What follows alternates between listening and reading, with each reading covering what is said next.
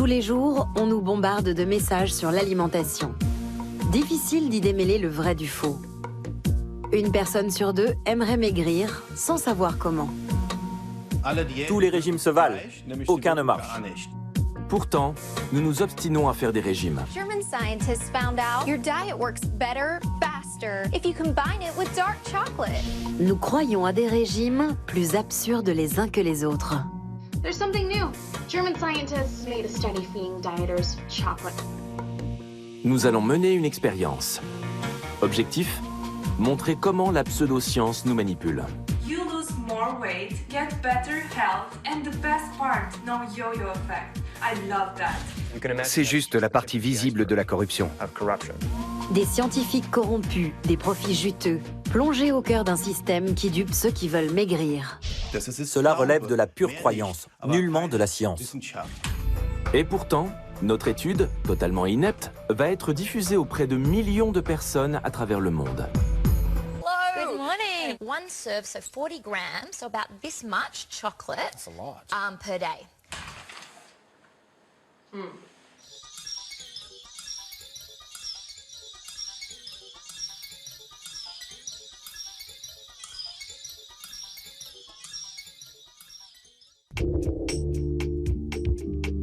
Si nous faisons les bons choix alimentaires et privilégions les plats frais cuisinés maison, les bons produits et la bonne méthode, nous garderons pour toujours, paraît-il, la ligne, la santé et la beauté. Avec un régime adapté dont l'efficacité est scientifiquement démontrée, il ne tient qu'à nous d'obtenir les meilleurs résultats. Et si nous échouons, c'est forcément de notre faute, jamais de celle du régime. Voici Diana, ma collègue. Notre enquête de plusieurs mois va révéler à quel point nous sommes manipulés par des études peu scrupuleuses sur les régimes. Peter et moi tentons une expérience un peu folle. Si l'attitude de certains scientifiques est discutable, nos collègues journalistes aussi jouent un rôle déterminant. 28 345 études sur l'alimentation ont été publiées dans le monde, avec un message différent presque à chaque fois. Nous devrions manger plus de légumes pour réduire les risques de cancer et rester en bonne santé.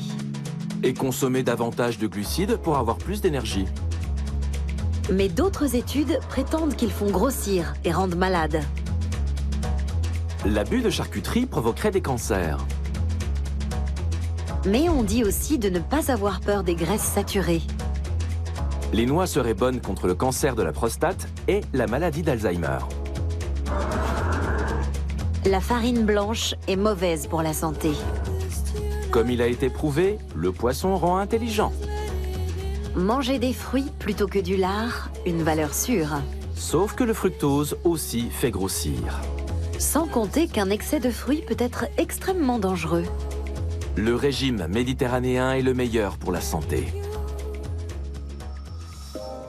Nous croyons en la science, presque comme en une religion. À elle de nous dire comment nous devons manger. Je rencontre Uwe Knoop, un nutritionniste particulièrement critique ici en Allemagne et peu apprécié de ses collègues, ce qui n'a rien d'étonnant au vu de ses prises de position. Les études sont légion.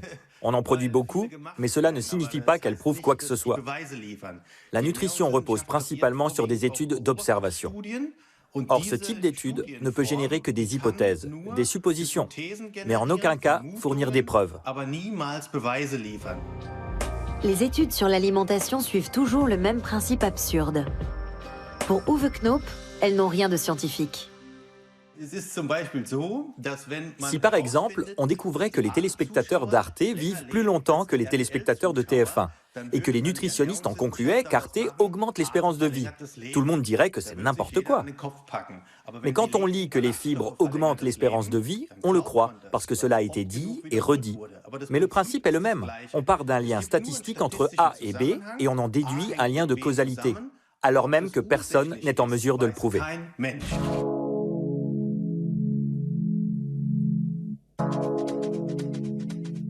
Studien haben gezeigt, dass kurze Workouts für den gesamten Körper effektiver sind als lange Einheiten bei niedriger Intensität. 7 Lebensmittel, die dir helfen, dein Bauchfett zu verbrennen. L'industrie des régimes miracles est florissante. Et la concurrence entre eux est acharnée. Ça a changé ma vie. Avant, je mangeais n'importe comment. Certains vantent les mérites du petit lait, d'autres des concepts pour changer durablement nos habitudes alimentaires. Et comme de nombreux clients ont dû déchanter, beaucoup mettent en avant les études et les scientifiques. On voudrait nous faire croire que des médecins nutritionnistes et des scientifiques sérieux se cachent derrière ces produits.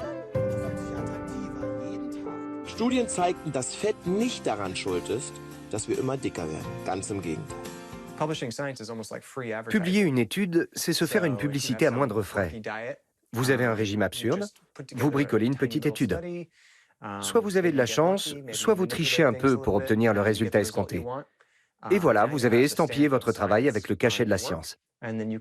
Vous pouvez lancer une campagne et très vite, tout le monde parlera du régime pauvre en glucides, hyperprotéiné, 100% céleri, ou que sais-je encore. John Brennan est journaliste pour Science, l'une des revues scientifiques les plus renommées au monde. Il questionne depuis longtemps déjà le sérieux des études scientifiques. Et il en est persuadé, on publie beaucoup de bêtises, ce qui sape aussi à la longue la crédibilité des chercheurs qui travaillent sérieusement. Les gens font toujours une confiance aveugle à la science.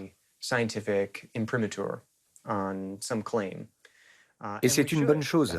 C'est à cette fin que la science est censée exister. Si je vous dis que X est bon pour vous, en ajoutant qu'un scientifique a réalisé une expérience qui prouve que c'est vrai, vous le croirez d'autant plus volontiers. C'est à ça que sert la science. Le problème, c'est comment savoir si cette science tient la route. C'est de plus en plus difficile à évaluer. Ce problème ne concerne apparemment pas que les consommateurs, car nombre d'inepties pseudo-scientifiques atterrissent ici, dans les magazines. Les régimes font vendre. En Allemagne, le chiffre d'affaires des grands magazines grimpe en flèche lorsqu'ils titrent sur les régimes et l'alimentation. Tous les régimes trouvent preneur, aussi aberrants soient-ils. Le marché des régimes, particulièrement en France, est faramineux. L'Hexagone est une terre d'accueil pour quantité de régimes absurdes. Être mince est une injonction sociale pour les femmes. Pour faire passer la pilule, les régimes rivalisent d'absurdité. Le régime plaisir aux bonbons, le régime miel, le régime DASH, juste des céréales complètes, ou encore le régime loup-garou, où l'on ne peut manger que la nuit. Heidelberg. Et si nous lancions sur le marché un régime complètement loufoque et absurde, la supercherie pourrait-elle fonctionner? Et jusqu'où? Si nous publions une étude, serait-elle reprise par les journaux et les magazines? Nous cherchons un partenaire et rencontrons le docteur Gunther Frank. Ce médecin professeur à l'université suisse de Saint-Gall est l'auteur de plusieurs ouvrages sur la nutrition. Est-il possible d'inventer un régime, de mener une étude scientifique à son sujet, puis de manipuler ses résultats et de les publier? La réponse est oui, selon lui. Il y a des inepties scientifiques, on le sait bien. Et il faut bien les caser quelque part. On demande aux chercheurs des tonnes de publications. C'est indispensable pour faire carrière. Le classement des universités aussi se fonde sur le nombre de publications. La pression pour publier est donc énorme. Et il faut bien que tous ces articles trouvent preneur. Alors pour s'assurer la parution d'une étude de moindre qualité, on met la main au portefeuille. Ce n'est que la conséquence de cette course effrénée à la publication. Avec le Dr Frank, nous allons mettre ce système au service de notre expérience. Mais avant cela, rendez-vous au congrès annuel d'Adipositas qui se tient à Leipzig. Adipositas est l'agence allemande de lutte contre l'obésité. Elle étudie les causes de l'obésité et contribue à développer des programmes pour la combattre. Mais son objectif est avant tout de faire reconnaître l'obésité en tant que pathologie par les caisses d'assurance maladie. Les médecins pourraient tirer des revenus substantiels de ce nouveau statut. Ou bien s'agirait-il vraiment, comme l'affirme Adipositas, de mieux traiter l'obésité ? Les allées du centre des congrès de Leipzig fourmillent de médecins, compagnies pharmaceutiques, fournisseurs de régimes, lobbyistes et représentants de l'industrie agroalimentaire. Le programme de ce gigantesque tohu-bohu commercial est clair. Faire passer l'information destinée aux futurs acheteurs et vendeurs. L'argument largement mis en avant, c'est l'étude scientifique. Pour Adipositas, nous suivons des études qui sont en cours déjà depuis 6 ans. Le concept de jeûne du foie existe déjà depuis 2 ans. Les études le concernant n'ont donc que 2 ans aussi. On voit le poids des gens au début du programme. Ici, par exemple, la personne pèse 100 kilos et au bout d'1 mois, elle en a perdu 6. Il y a 2 ans, une grande étude avec 9000 données de patients a été publiée dans l'International Journal of Obesity. Nous disposons d'une brochure scientifique dans laquelle nous avons regroupé toutes nos études. Nous avons mené des études sur le diabète de type 2 avec des volontaires traités à l'insuline ou avec des antidiabétiques oraux. Nous avons aussi mené des études sur la stéatose hépatique non alcoolique. Et alors on s'est aperçu que ceux qui consommaient des noix avaient une meilleure élasticité des vaisseaux sanguins que ceux qui n'en consommaient pas, alors qu'ils n'avaient pas modifié par ailleurs leur mode alimentaire. Il y a donc eu un effet positif. On me l'assure, les innombrables études sont toutes effectuées avec le maximum de sérieux, qu'elles concernent des noix, des huiles ou des produits de régime. Tout a été étudié, contrôlé, certifié scientifiquement avec le plus grand soin. Dois-je le croire? On prend 100 000 personnes que l'on interroge sur leur alimentation. Là, on a déjà la première faille, car la base de données s'appuie sur les seules déclarations des participants de l'étude. Disent-ils la vérité ou bien mentent-ils un peu? Personne ne le sait. 10 ans plus tard, on regarde qui est encore en vie, quelle maladie chacun a développé, etc., etc. Puis on commence à établir des corrélations, c'est-à-dire des relations statistiques. Par exemple, les chercheurs s'aperçoivent que sur les 100 000 personnes de départ, celles qui ont mangé le plus de bananes vivent le plus longtemps. On en conclut donc, les bananes augmentent l'espérance de vie. On peut alors affirmer, braves gens, mangez des bananes et vous vivrez plus longtemps. Qu'est-ce au juste qu'un bon régime? Adipositas, l'agence allemande de lutte contre l'obésité, répond à cette question dans ses recommandations dites S3. Les nutritionnistes les plus reconnus d'Allemagne ont participé à l'élaboration de ces lignes directrices destinées à leurs collègues.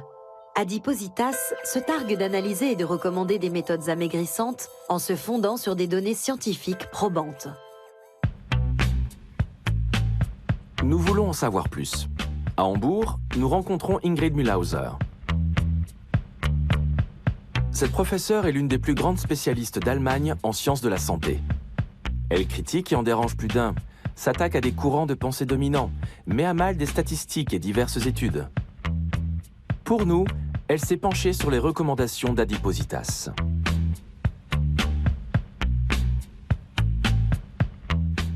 Le niveau de recommandation S3 doit normalement prendre en compte tous les éléments de preuve scientifique dont nous disposons. Et les auteurs de ces recommandations sont censés être indépendants. Or, il s'avère que, la plupart du temps, ces auteurs ne sont pas indépendants. Bien au contraire, ils sont intéressés. Le plus souvent, les experts qui établissent ces recommandations sont actifs dans le champ d'activité concerné et souvent font aussi de la publicité pour leurs propres méthodes. Y a-t-il du lobbying derrière ces recommandations destinées aux médecins traitants? Les recommandations S3 correspondent au dernier échelon. Elles sont rédigées, si vous voulez, par le comité scientifique le plus haut placé. On ne peut pas remettre en cause leur contenu. Or, je constate avec effroi que l'on ne s'appuie absolument pas sur des critères scientifiques. On fait référence à des études qui, à y regarder de près, n'ont rien de la grande qualité qu'on leur prête, et d'où transparaît de manière évidente l'ingérence du commanditaire. Pour moi, ces recommandations n'ont aucune espèce de valeur. Y a-t-il des intérêts financiers derrière ces recommandations? Adipositas recommande 6 programmes. Je maigris, de la DGE, la Société allemande de nutrition, Weight Watchers, Maigrir en se faisant plaisir, de l'assurance maladie, BodyMed, Mobilis et Optifast, de Nestlé. Ces recommandations ont été élaborées par 6 scientifiques. 4 d'entre eux ont un lien direct ou indirect avec un ou plusieurs de ces programmes. Le professeur Alois Berg dirige Mobilis. Le professeur Thomas Elroth fait partie de la DGE, de Maigrir en se faisant plaisir et d'Optifast. Le professeur Stefan Bischoff a participé de façon déterminante à l'étude d'Optifast. Enfin, le professeur Hans Hauner a des liens étroits avec Weight Watchers. Il siège au conseil d'experts de l'entreprise et a copublié des études de Weight Watchers. Autant de conflits d'intérêts flagrants. Quand on voit les intérêts financiers qui lient les auteurs des recommandations, on est en droit de se demander comment ces personnes pourraient faire preuve d'objectivité. Par exemple, on peut citer nommément le professeur Hauner, qui contribue notablement aux recommandations d'Adipositas. Or, celui-ci a aussi des intérêts financiers avec Weight Watchers. Et comme par hasard, Weight Watchers est recommandé scientifiquement dans les recommandations S3. On croit rêver. Parmi les programmes recommandés par Adipositas, Weight Watchers est l'un des plus connus. Weight Watchers a fait l'objet d'études scientifiques. Le professeur Hans Hauner a participé à nombre d'entre elles. Il a aussi fait partie pendant longtemps du comité directeur d'Adipositas. C'est l'un des médecins nutritionnistes allemands les plus en vue ainsi qu'un bon client pour les médias. Nous le rencontrons dans son institut à l'Université technique de Munich. A-t-il été un jour rémunéré par Weight Watchers? Ce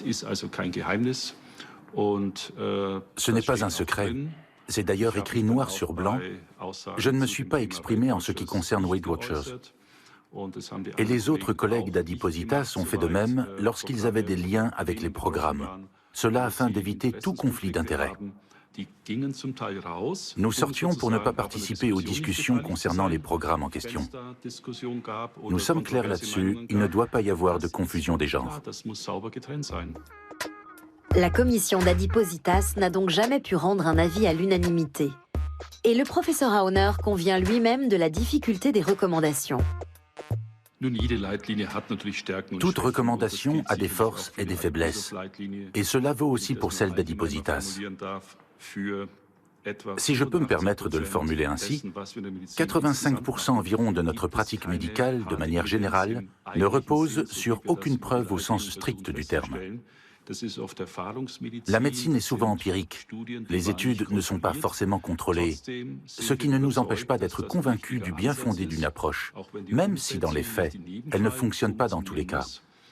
Il n'en est pas autrement avec Adipositas, et peut-être même de façon plus marquée. Les études sur la nutrition et les régimes seraient rarement rigoureuses. Est-ce aussi l'avis du professeur, qui en a pourtant publié une kyrielle?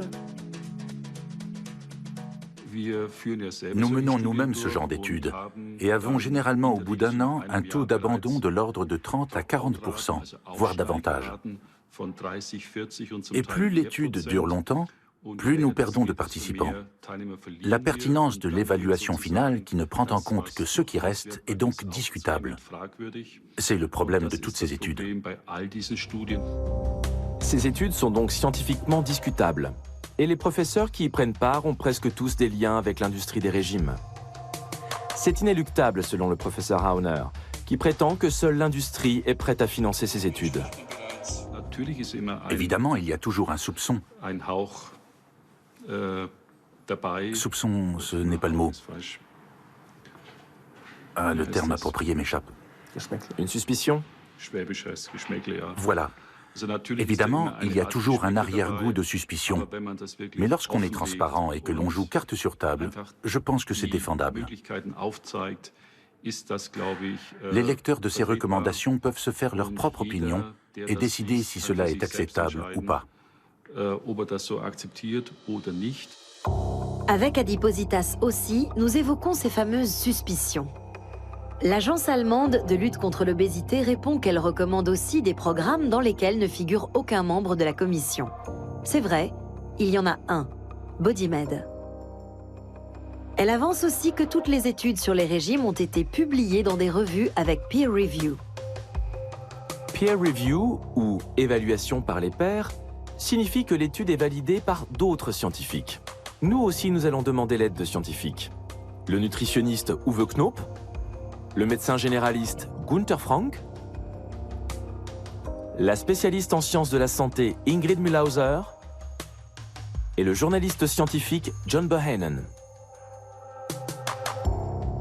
Avant de nous lancer dans notre étude, nous participons à un petit cours de rattrapage avec la professeure Mühlhauser.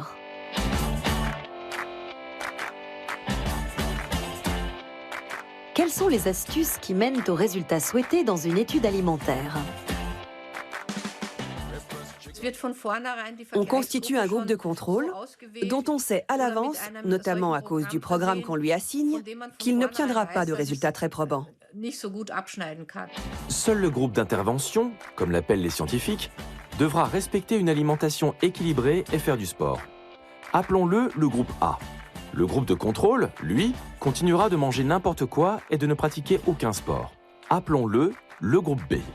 Et afin que les scientifiques sachent dès le départ quelle personne placer dans tel ou tel groupe, il y a ce qu'on appelle des run-in.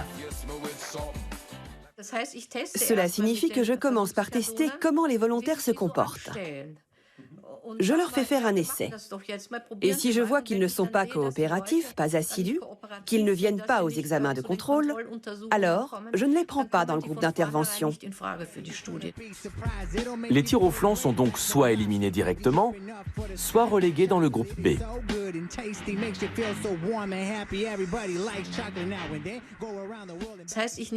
Je ne prends dans le groupe d'intervention que des personnes dont je sais à l'avance qu'elles auront plaisir à travailler avec nous et à rester dans le groupe, ce qui me permet d'atteindre un taux élevé d'observance.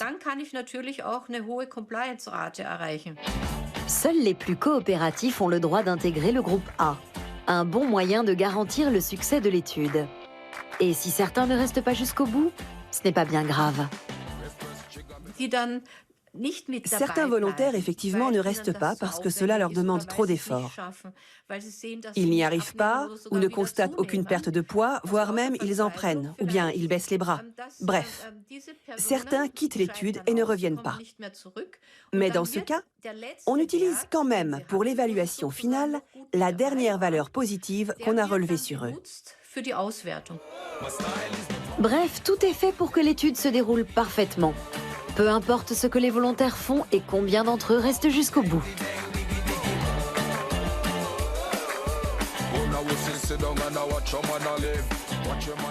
Nous avons repéré des indices de ce genre de ficelle dans toutes les études sur les régimes recommandés par Adipositas. Nous retournons à Heidelberg, fin prêt à entamer notre expérience. Nous allons nous-mêmes concevoir et mener l'étude pour notre régime. Objectif, montrer qu'il est possible, avec des moyens scientifiques limités, de prouver un concept absurde qui sera ensuite publié dans une revue scientifique, puis repris par d'autres médias. Nous aurons alors, nous aussi, notre régime scientifiquement prouvé.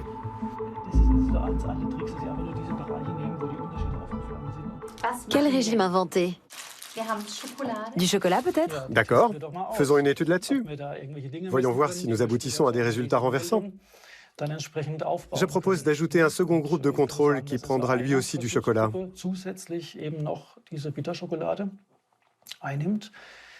Le chocolat noir est aujourd'hui connoté positivement. Si les résultats s'avèrent positifs, l'étude sera publiée d'autant plus facilement. Et comme nous sommes très pointilleux, nous n'allons pas tester notre régime grotesque sur des souris, mais sur des humains. Les 16 volontaires que nous avons recrutés vont suivre nos recommandations pendant 3 semaines.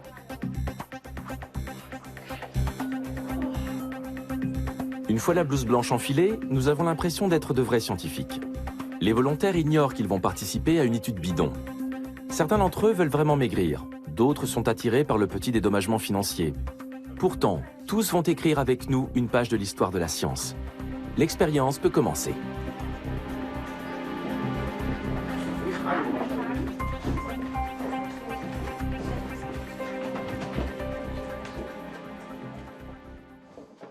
Merci d'être avec nous. Voici comment cela va se dérouler. Il s'agit d'une étude scientifique, c'est-à-dire que nous avons besoin de différents groupes que l'on va pouvoir comparer. Vous allez être répartis en 3 groupes qui chacun devra suivre un régime alimentaire particulier. Et dans 3 semaines, nous regarderons quels sont les résultats. La plupart des études sur les régimes comportent 2 groupes. Nous décidons d'en avoir 3, histoire de faire encore plus sérieux. Au programme du groupe A, diète et chocolat. Groupe B, diète sans chocolat. Quant au groupe C, il ne change pas ses habitudes alimentaires. Comme pour toute étude, il y a d'abord pas mal de paperasse.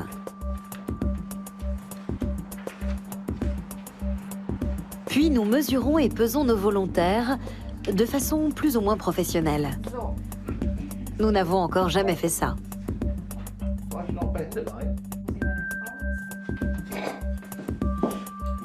Tout est scrupuleusement noté par écrit. Notre étude a beau être complètement absurde, nous voulons être publiés dans une revue scientifique en présentant de vraies données, comme n'importe quelle autre étude. Le Dr Frank forme les groupes. Comme il ne participera pas à l'analyse des données et que nous ignorons comment il répartit les volontaires, nous parlerons d'une répartition à l'aveugle. Le docteur donne les consignes. Le protocole implique de noter chaque jour sur la grille d'évaluation le poids, la condition physique, la condition psychique, la durée et la qualité du sommeil. Sans oublier l'échantillon quotidien d'urine. Nous voulons récolter le maximum de données afin de pouvoir y puiser les valeurs qui permettront de prouver la validité de notre régime. Enfin, le docteur distribue le chocolat. En outre, vous devrez prendre tous les jours une tablette de chocolat noir. Une moitié le matin, une moitié le soir. Pour finir, le Dr Frank effectue des prises de sang. Nous voulons un profil avant-après de nos volontaires le plus complet possible, même si les modifications se révèlent infimes. Pour nous, tout est important. Dans 3 semaines, nous saurons si notre plan a fonctionné comme prévu. Paris. Pourquoi tenons-nous tant à être minces? En France, si les mannequins trop maigres sont pointés du doigt, la minceur semble toutefois être un enjeu encore plus important qu'en Allemagne, surtout pour les femmes. La pression est omniprésente. Pourquoi? Nous espérons trouver la réponse ici.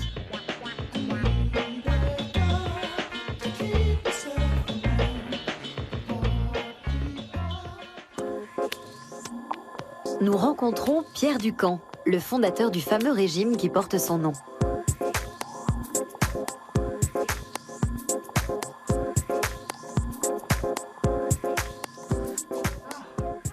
Bonjour Monsieur Ducamp. Comment allez-vous? Bien, merci. Vous avez fait bon voyage? Oui, le voyage s'est bien passé. Aujourd'hui, on est dans une culture, un culte de la minceur. Ça, c'est la position sociétale. La deuxième raison, c'est la raison, disons, du succès féminin, hein, le pouvoir de la séduction. Aujourd'hui, la mode est aux femmes minces. Donc le regard de l'homme, si vous voulez, est influencé par la culture ambiante. Personnellement, je pense que biologiquement, la femme doit avoir des formes. Mais aujourd'hui, culturellement, elle ne doit pas en avoir trop. Le régime Ducamp est drastique. Pendant la phase d'attaque, seuls sont autorisés la viande, les produits laitiers maigres et les autres aliments riches en protéines. Les légumes sont réintroduits par la suite. La dernière phase du régime impose une journée de protéines pures par semaine. Ad vitam aeternam. Pierre Ducamp liste tous les dangers du surpoids. Sur le plan du corps, le surpoids abîme le corps, abîme le cœur, abîme les yeux, abîme les reins, abîme beaucoup de choses, si vous voulez. Pas sur une journée, ni sur une semaine, mais une vie, c'est 90 000 repas. Donc, si vous mangez mal 90 000 fois, c'est pas bon parce que vous creusez un trou. Pourtant, lui-même ne croit pas à une efficacité à long terme de son régime. Un régime, une méthode amaigrissante, elle ne garantit pas que dans 1 an, 2 ans, vous allez rester. Vous savez, quand vous allez voir un médecin parce que vous avez une angine ou une rhinopharyngite, il vous donne des antibiotiques, mais si vous revenez l'année d'après que vous avez une autre angine, bon, ça veut dire que moi, ce qui m'intéressait, c'est de savoir si on maigrissait bien, et deuxièmement, si les prises de sang qu'on faisait étaient correctes. Après, ce qui se passe au bout d'1 an, 2 ans, 3 ans. L'un des plus grands détracteurs de Pierre Ducamp exerce non loin de là.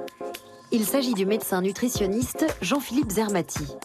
Il reçoit tous les jours des victimes de régime dans son cabinet des Champs-Élysées. À la suite de ce régime, du régime de Pierre Ducamp, beaucoup de gens ont développé des troubles du comportement alimentaire et ont aggravé leur surpoids. Aujourd'hui, avec les moyens qu'on a de communication, un régime à la mode qui prend, si je peux dire, concerne des millions de personnes. Et c'est ce qui s'est passé avec ce régime-là. Il y a plusieurs millions de personnes qui l'ont suivi. Et à la suite de ça, ça a rempli nos cabinets de gens qui étaient complètement détruits par le régime. Être mince, peu importe le prix, quitte à perdre sa santé physique et psychologique. Pour le docteur Zermati, les dangers sont réels. Déjà, il faut dénoncer les régimes. Déjà, il faut expliquer que les régimes, il faut informer que les régimes ne font pas maigrir de façon durable. Ça fait maigrir que sur du très court terme, environ une année. Il faut expliquer que les régimes aggravent les problèmes de poids. Et il faut expliquer que les régimes aggravent les troubles du comportement alimentaire et les troubles psychologiques. Bon, ce sont des constats. Là-dessus, je pense que toute la communauté internationale est d'accord. Retour en Allemagne pour une visite à nos volontaires. Tous suivent nos consignes. Ils ont adopté une alimentation pauvre en glucides, prélèvent tous les jours leur échantillon d'urine, se pèsent et s'auto-évaluent. Tout fonctionne, on ne peut mieux.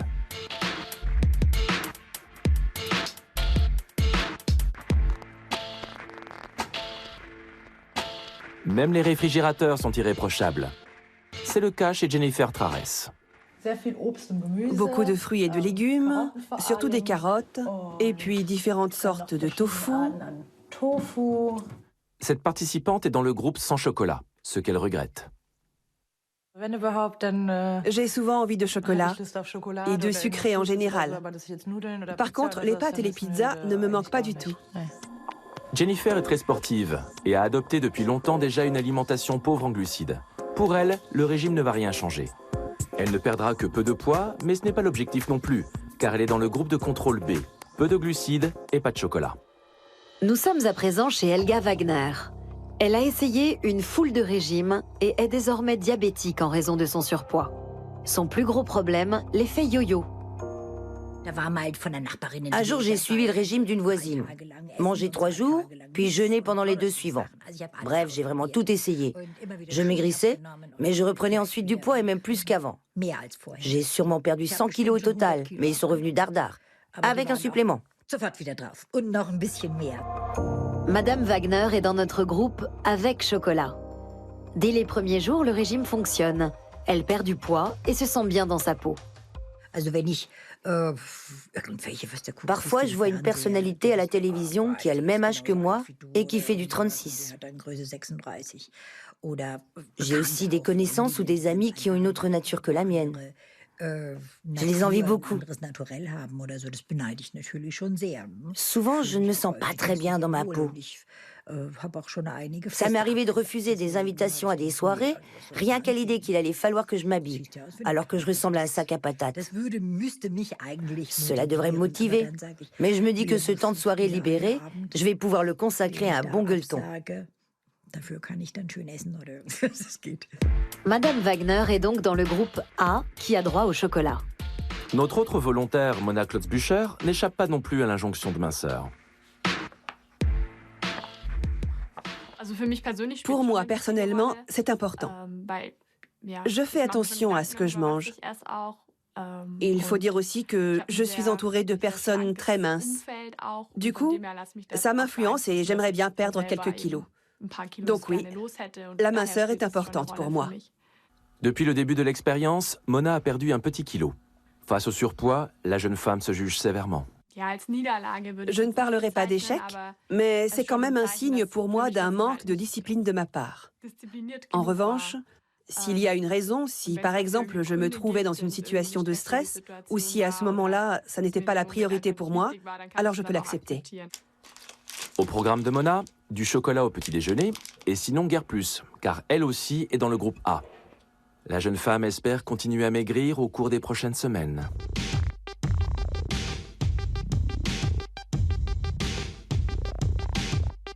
Ça y est, les 3 semaines sont écoulées.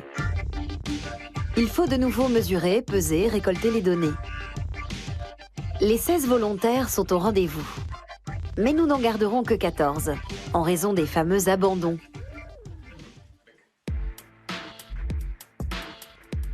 J'oubliais.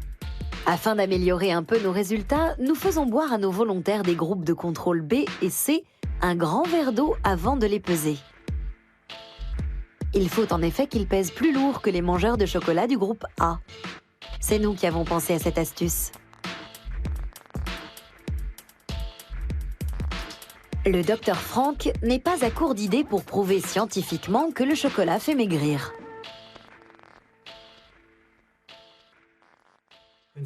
On pourrait par exemple ne prendre qu'une valeur sur deux et écarter toutes les autres. Rien qu'en faisant ça, on obtient tout à coup une jolie courbe. On attend jusqu'à ce que les valeurs nous arrangent et on dit qu'on a interrogé les volontaires que tous les 2 jours. C'est facile à faire. Il suffit de trouver un statisticien habile qui s'y connaît bien en programme et qui pourra arranger le résultat à notre sauce.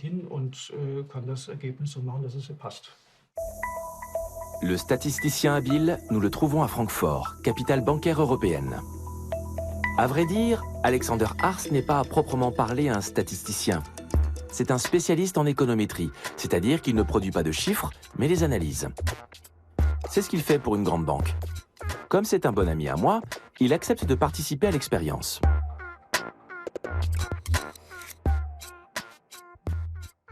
Les chiffres doivent conduire à la conclusion que notre chocolat a un effet positif. À toi de jouer. Comme le Dr Frank nous l'a conseillé, nous essayons de trouver les valeurs en phase avec le résultat escompté.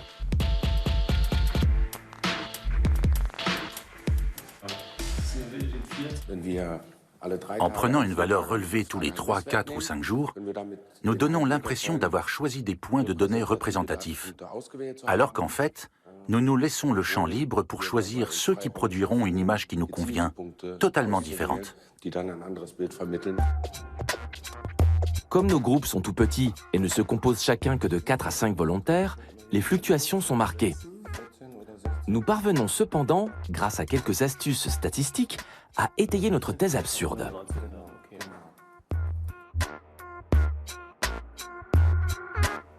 Mieux encore, le groupe chocolat continue de maigrir alors que celui qui suit un régime pauvre en glucides sans chocolat reprend du poids. Ah oui, là je vois l'effet yo-yo. Oui, c'est le groupe du régime pauvre en glucides. Il perd en motivation. Au bout de 3 semaines, ce régime n'est plus aussi efficace que le régime chocolat.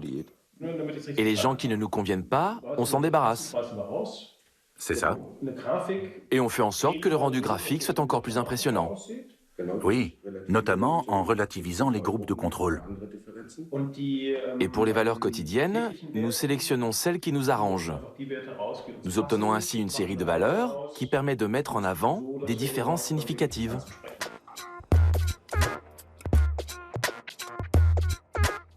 Voilà, c'est le moment de rédiger notre étude. Rien ne manque. Avant-propos, statistiques et descriptifs de l'expérience. Nous prenons modèle sur des études publiées dans des revues renommées.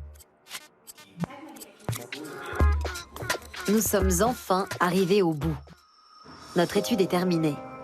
La voici, fraîchement sortie de l'imprimante, très professionnelle et bien sûr rédigée en anglais.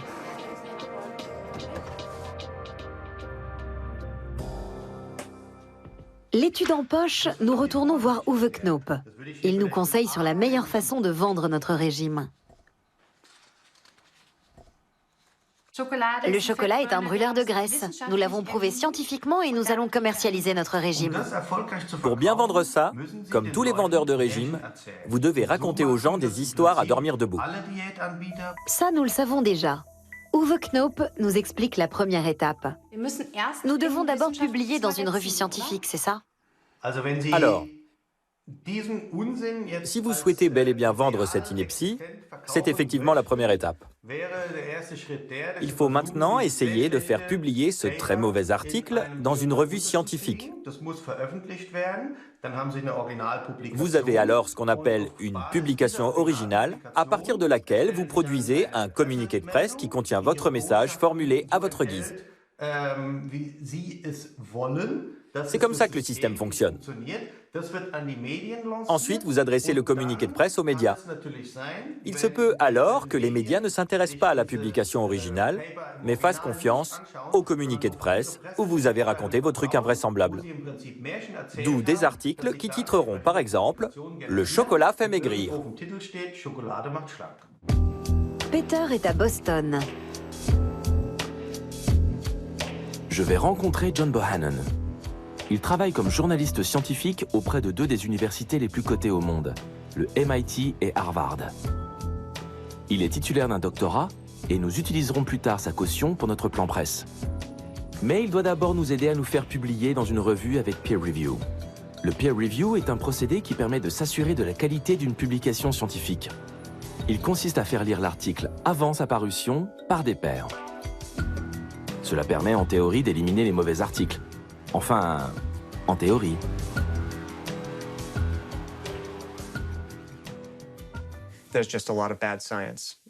Les mauvais articles dans ce domaine sont légion.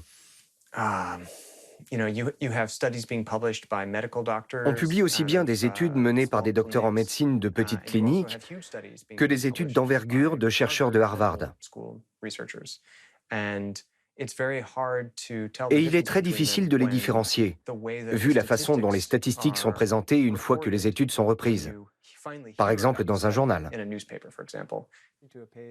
John nous explique que nous pouvons postuler auprès des revues scientifiques dites en libre accès. Selon lui, tout n'est qu'une question d'argent. Tout dépend de votre budget. Si les scrupules ne vous étouffent pas et que vous avez beaucoup d'argent, vous pourrez acheter une publication dans une revue traditionnelle onéreuse. J'en suis persuadé.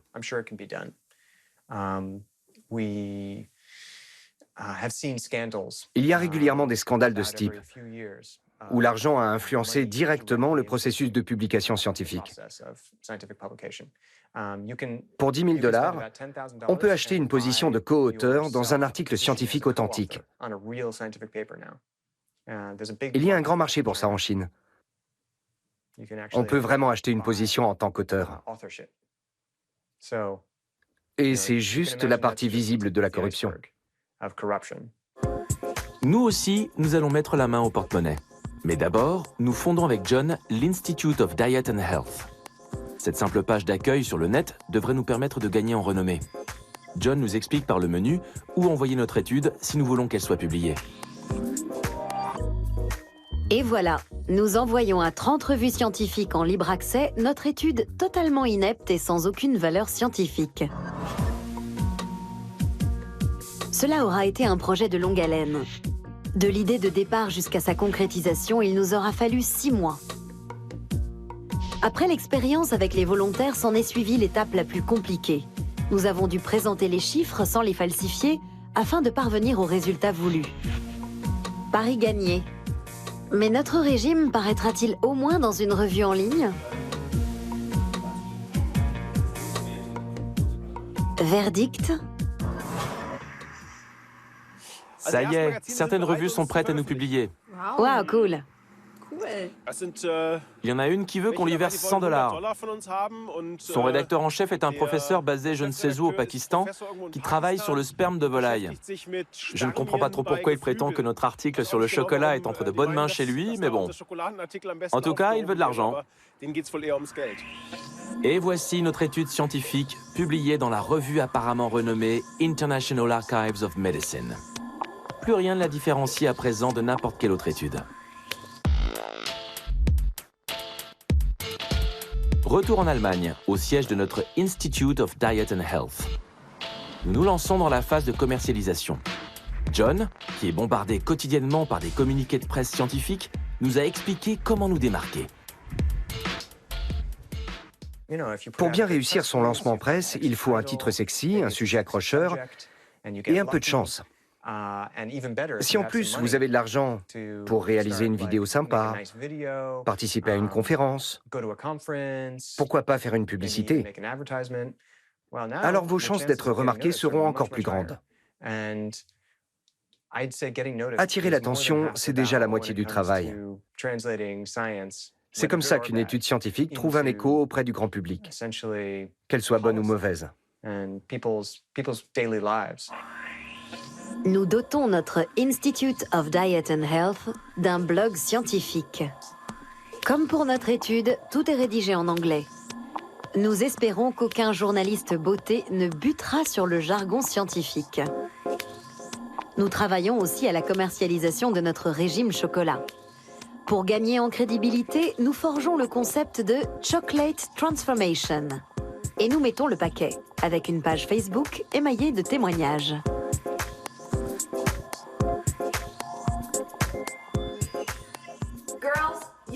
believe it. Eating chocolate and losing weight. That's my combo. I lost 12 pounds in no time. And the best thing is, staying healthy and slim isn't a problem at all. That's the chocolate transformation. So eat the choco, stop the yo-yo. I'm Lisa Marie. Thanks for watching. Diana ne veut pas me croire quand je lui dis que je n'ai payé que 15 $ pour ce témoignage en bikini. La demoiselle n'en est pas à ses débuts. Des tas de vendeurs de régimes peu scrupuleux ont déjà utilisé ses services. How I lost over 20 pounds with rapid supplement super strength. Hey Adam, thanks for helping me get these results. Peter est en pleine fièvre acheteuse. Je dois l'arrêter avant qu'il ne dilapide tout notre budget. German scientists found out your diet works better, faster, if you combine it with dark chocolate. You lose more weight and are less likely to go yo-yo. So boys and girls, get your chocolate out and let's lose some weight. Hola, chicas. Do you hate diets? Don't eat this. Awesome. Stop the yo-yo. Eat the choco. Absolutely love it. Notre Facebook semble déjà pas mal actif. Nous avons aussi acheté quelques amis. Ça devrait suffire comme ça. Allez, ce serait pas mal aussi, quelques spots de pub.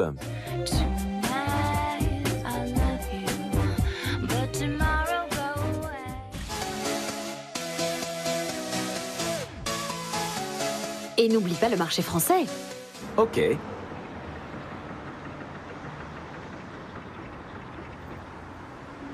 Et peut-être qu'on pourrait aussi composer une chanson. Chiche. A scientist in Germany recommends a chocolate treat. Ou un rap.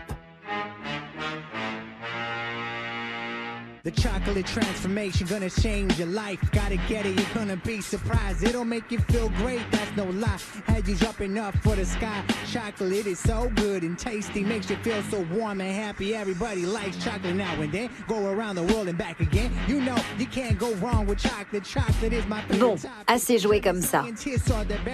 C'est parti pour la dernière phase de notre expérience. Le choco, c'est l'anti-yo-yo. Nous envoyons ce communiqué via une agence à des centaines de journalistes dans toute l'Allemagne. Quelqu'un mordra-t-il à l'hameçon? Aucune réaction, ou presque. Quelques petits blogs insignifiants ont repris notre communiqué, mais aucune grosse prise pour le moment.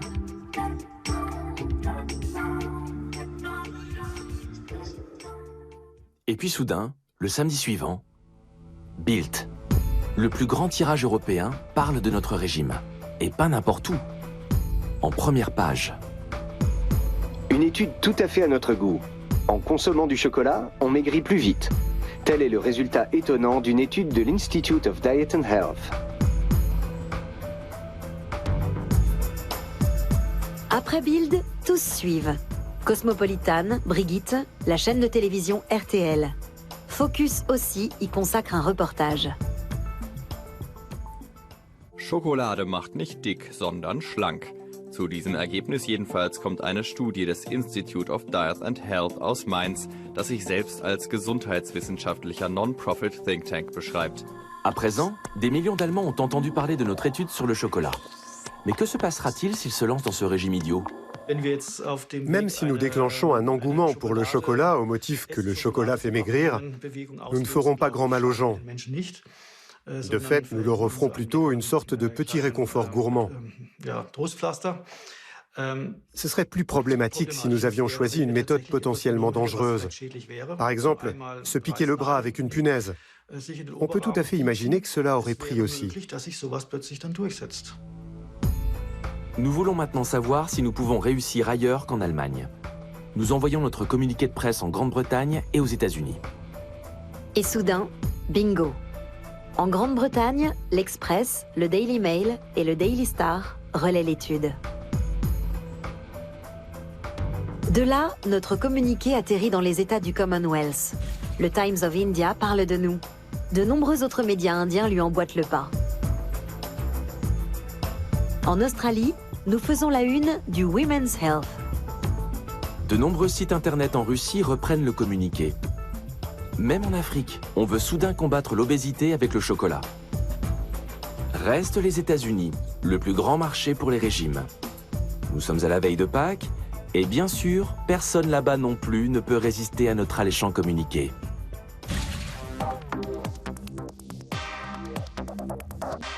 A great study released just in time for Easter. Apparently, eat all the chocolate you want this weekend. According to a German study, daily cocoa intake can actually help you lose weight. There's a ton of weight loss pills and potions out there, promising to give you a slim figure just in time for bikini season.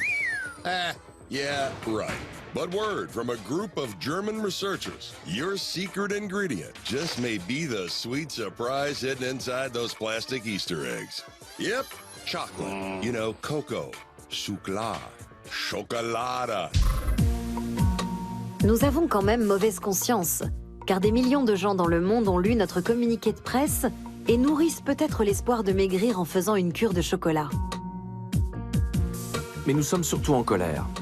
Faute de vérification digne de ce nom, aucun journaliste n'a démasqué la médiocrité de notre étude. Pourquoi le ferait-il? Maigrir en mangeant du chocolat. En voilà un titre vendeur. Et puis, ce n'est pas la première étude scientifique absurde qui incite à s'embarquer dans un régime qui se soldera bien évidemment par la frustration et l'échec. Un business pas vraiment glorieux. Et nous, journalistes, sommes complices. Tout comme ces scientifiques qui admettent eux-mêmes ne pas trop savoir si ce qu'ils publient est exact. Sans oublier les entreprises vendeuses de régimes qui engrangent chaque année des milliards de bénéfices. Tous utilisent donc bel et bien cette pseudo-science dédiée au profit. I just wish for him to like me, so I'll diet on only raw meat. But I have tried every single way. The story always ends the same. A scientist in Germany recommends a chocolate treat. No promises, no